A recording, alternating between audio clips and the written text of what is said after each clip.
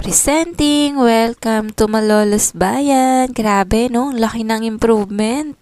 Parang kailan lang nung iniwan tong lumang munisipyo na to. Yung dating walang kabuhay-buhay, walang kakulay-kulay, parang Katniel lang na bigla na lang nawalan ng buhay. Yes. Grabe no, shucks no. Ang laki ng improvement. Apakalaki ng parol na to kapag nga dumaan ka dito.